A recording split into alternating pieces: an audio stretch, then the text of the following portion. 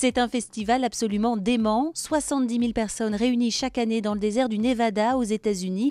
Le festival Burning Man.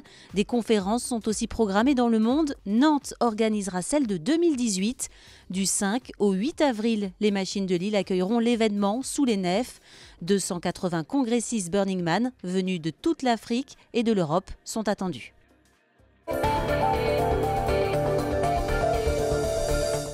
Depuis la Toussaint, la ville de Rezé accueille de façon pérenne 30 familles roms. Un travail de longue haleine mené en partenariat avec les riverains et les associations lors de conférences citoyennes. Bilan d'un dispositif qui ne demande qu'à s'étendre avec Alam Nousser. Il fait un temps exécrable et pourtant Léonie est prête à prendre la pause avec le sourire. Ici c'est son nouveau domicile, c'est officiel, il y a même monsieur le maire. Là on est plus mieux parce qu'on a des conditions, on a des sanitaires, on a l'eau chaude, on a des caravans qui ne sont pas cassés. Là c'est bien.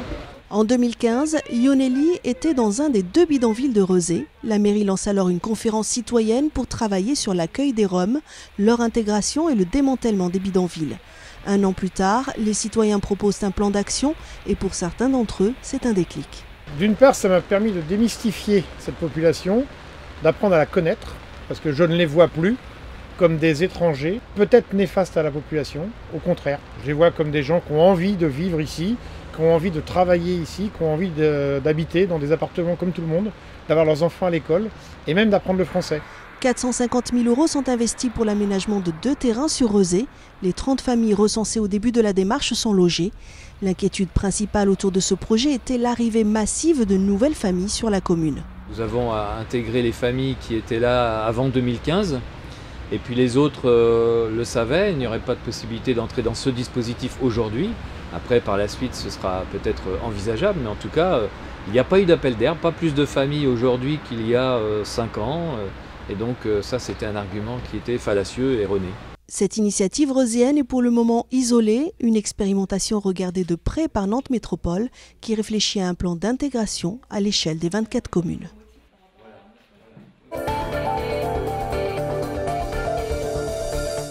D'ici quelques mois, Saint-Nazaire va disposer d'un des plus beaux centres aquatiques du département. Équipé de 5 bassins, d'un toboggan, d'un hammam, il devrait ouvrir ses portes courant avril. Visite de chantier avec Julien Herpin.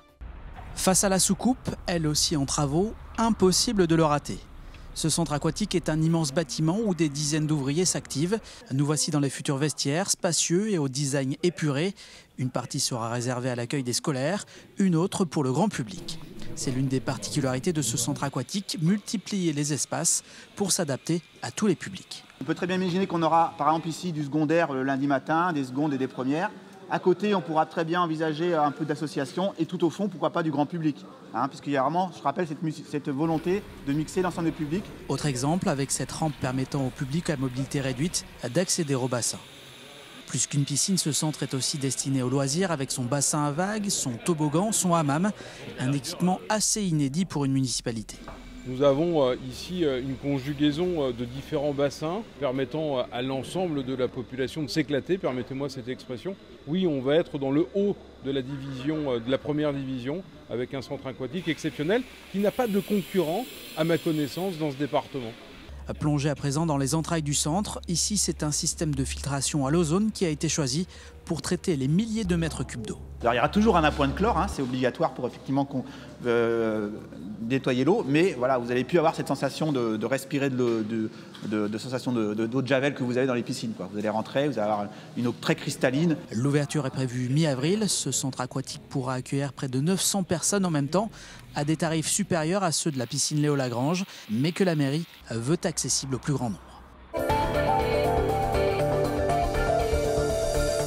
C'est complet. Hier, les dernières 12 000 places pour assister au match FC Nantes PSG se sont vendues comme des petits pains au prix de plusieurs heures d'attente. Le prix pour voir à la Beaujoire mi-janvier les stars Cavani, Mbappé ou encore Neymar. Comme tous les jeudis et vendredis depuis la rentrée, des collégiens de Savenay vont se mettre en pause lecture ce midi. Une initiative de l'équipe pédagogique plutôt efficace. Claire Villalon. Assis dans le couloir ou allongé par terre, qu'importe la posture pourvu qu'il y ait la lecture. Car c'est bien un livre à la main que ces collégiens participent à un temps calme mis en place par l'établissement. On a trouvé l'idée intéressante, d'abord pour réconcilier, je dirais, certains élèves avec la lecture, leur faire aimer le livre, que ce soit un plaisir pour chacun d'entre eux. Chaque jeudi et vendredi après-midi, pendant 20 minutes, les élèves et le personnel lisent. BD, livres, revues, le format est complètement libre. Et même si au début c'était un peu compliqué, aujourd'hui tout le monde s'est pris au jeu. C'est bien parce que les jeunes d'aujourd'hui ils lisent plus beaucoup. Ils sont beaucoup sur leur tablette, smartphone, ordinateur. Alors ça nous fait lire plus qu'avant. Moi j'aime bien, ça nous permet d'être concentrés, puis on est dans notre bulle en train de lire. Ça nous permet aussi par exemple en français, quand on rédige, c'est plus fluide, on fait moins de fautes d'orthographe. C'est bien puisque ça permet aux gens qui n'aiment pas lire. Moi, au début de l'année, je n'aimais pas lire et puis j'ai appris à bien aimer lire. Une initiative proposée par un professeur d'histoire géo. Enseignant depuis plus de 15 ans, il avait remarqué que ses élèves avaient souvent des problèmes pour écrire et structurer leurs idées. Ça faisait des années que je cherchais une solution et ça m'a semblé être un point positif. Cette idée de pas les obliger, mais plutôt les encourager à la lecture, dans l'espoir qu'ils améliorent leur expression. Et puis après, je me suis aperçu tout simplement qu'ils avaient accès à la culture par ce biais-là. Commencée fin septembre, cette expérience va continuer toute l'année et peut-être bien plus encore, car une fois qu'on a ouvert un livre, il est toujours difficile de le refermer.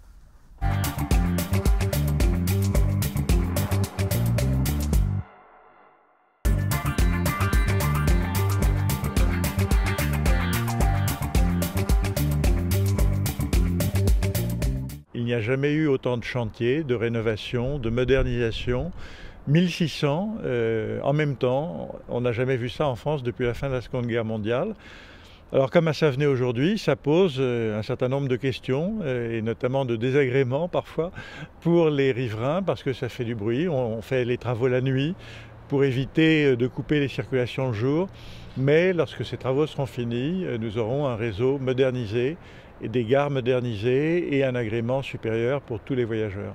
Nous avons encore beaucoup de chantiers qui seront ouverts en 2018 et en tout cas au niveau des pôles d'échange multimodaux, c'est une première je crois puisque sur la ligne Nantes-Savenay-Saint-Nazaire, les trois seront en chantier en même temps.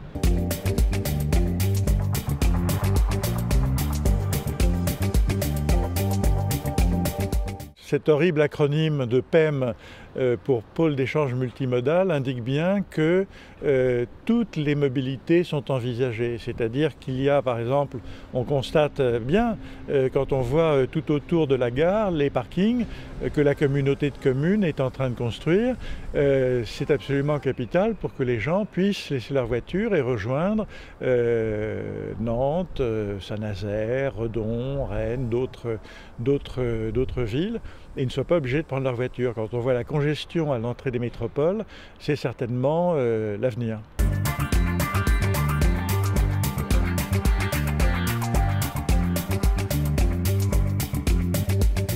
C'est un effort effectivement très important que SNCF fait de rendre les gares accessibles aux personnes à mobilité réduite. Et nous le faisons avec le soutien très important, je dois le dire, du Conseil régional, de la région des Pays de la Loire, qui finance une grande partie de ces travaux.